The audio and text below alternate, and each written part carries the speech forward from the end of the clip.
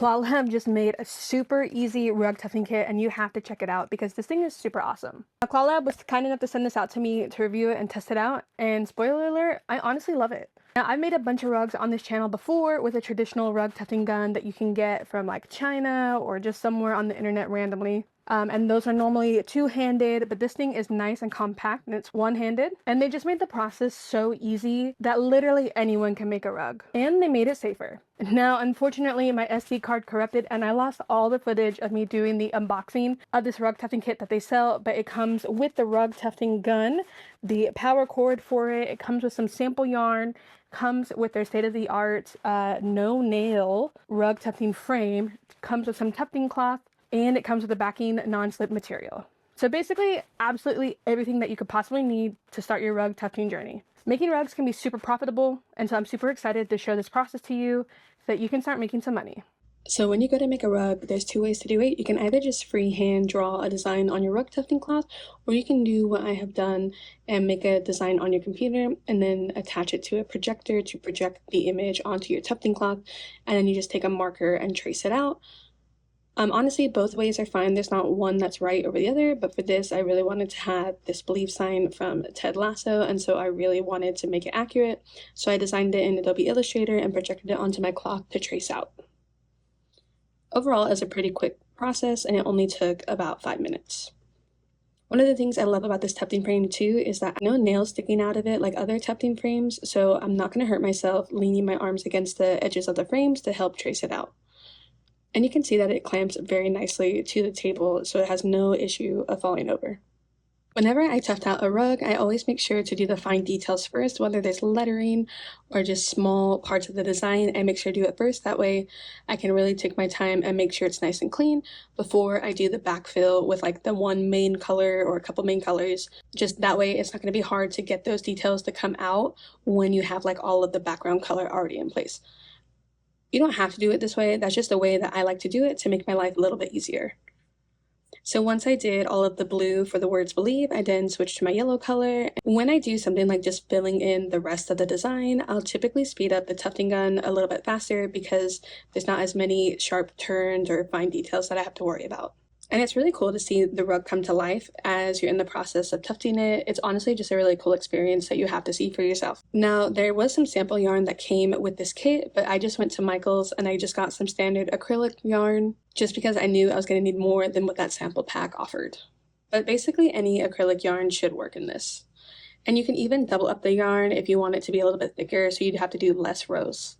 So the ClawLab Tufting Gun is pretty cool. You can change the speed.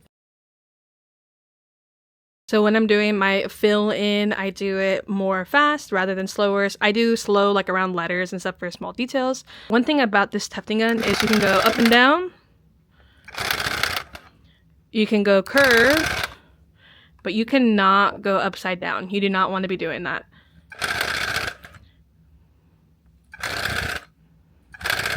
But like if you look at the B here, you can see how I got some pretty steep curves there.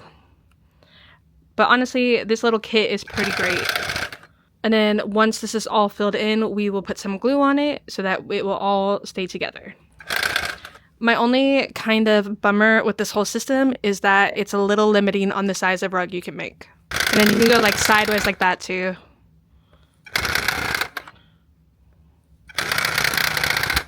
Also, when you are rug tufting, you have to make sure the material is nice and tight, otherwise it's just going to rip the material. Because this is like a needle on the end of it.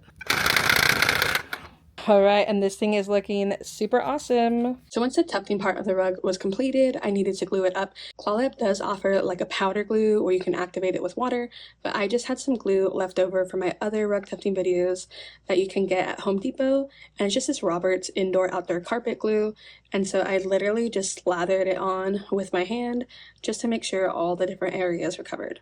This stuff is a little stinky, so make sure it is well ventilated in the area you're doing it.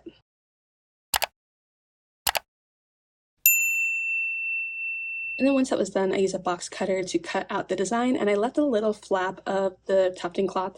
That way I could fold it over on itself to give a nice finished and clean look. That step is optional, you don't have to do it, but if you're trying to sell it, I highly recommend that you do that. Alright, so now all the glue is drying and I folded over that excess piece of fabric. That way it will just look nice and tidy. And then so the next thing we need to do is put the backing material on. You can do this in a couple ways. You can use spray adhesive, but I'm going to just use the carpet glue itself to attach it to it.